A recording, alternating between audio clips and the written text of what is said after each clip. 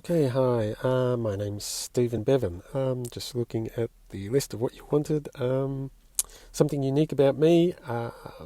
Probably the thing most people find. Was born in Scotland.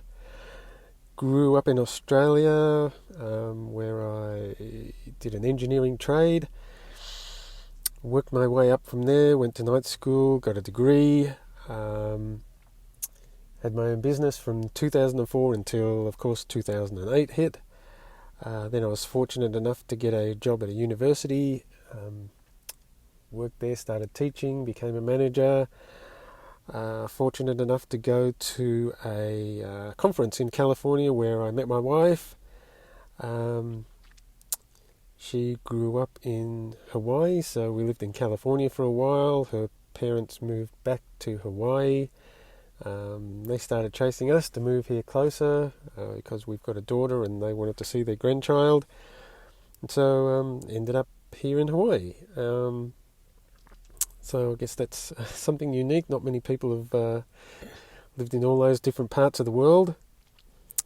In mission statement and why. Well, I guess my mission statement really... because I've been on the other side as a buyer, as a manager.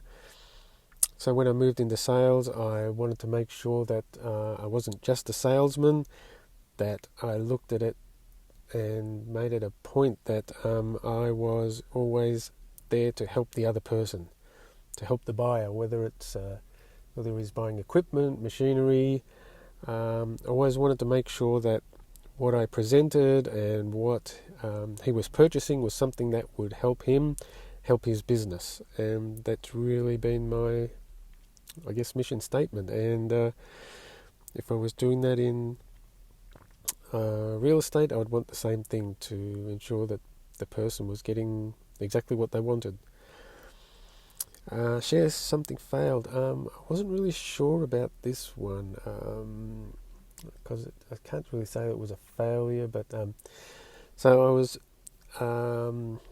working in sales, my first sales job here in the US. So I decided to hit a company, Robinson Helicopters, a large company, Southern California. Went there and I went in, saw the manager there. It was fortunate, he was planning a trip to Australia, so he definitely wanted to talk to me. Offered to show me around, which he did. We got talking. He picked my brain about places to go in Australia, and then he sort of stopped as we were walking around and said, he was surprised that I'd called in to see him, and I was surprised. So I said, "Why?" And he just proceeded to say, "So no one back at your company has told you about the history?" And I was a bit worried and said no. And he said, well, the company had started roughly 18, 19 years previously.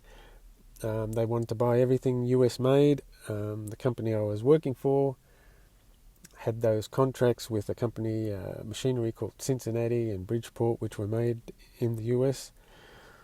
They had bought quite a few pieces of machinery there. Got this one particular new one. It was installed, someone was looking at it and saw a template on the side which said made in Taiwan. So of course they got quite upset. They said they would never buy from the company again, and so they hadn't. And this was roughly 18, 19 years later I walked in. So he said, he can't promise that he would ever be able to buy anything from me, but he was happy if I called in and said hi every now and again. So I did. Every 2-3 months I'd just call in, say hi, we'd chat for a little while, and that would be it. Till about sort of 15, 16 months later, I called in and he said, I'm glad you're here, I've got a problem. I need a very specific type of machine, and I don't know what we're going to do, but first of all, see if you can find something like this, or if you've got something like this. And so I went back, found we did. It was a very large piece of equipment.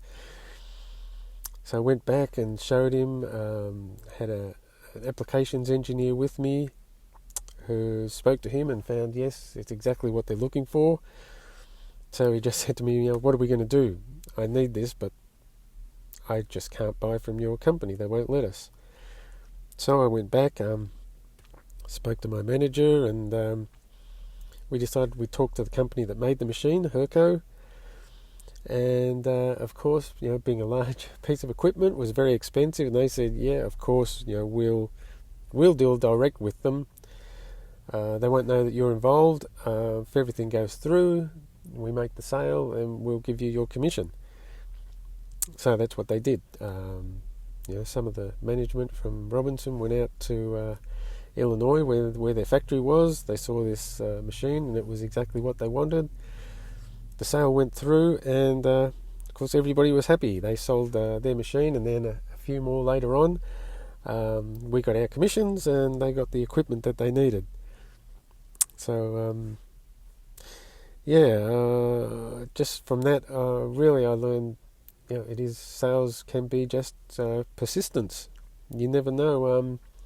Somebody says no, you just don't take no for an answer. You just keep on trying as best you can, and you never know what will happen down the road. Interested in real estate? Yes. Back in Australia, I had a house I was living in. It had 2 investment properties as well.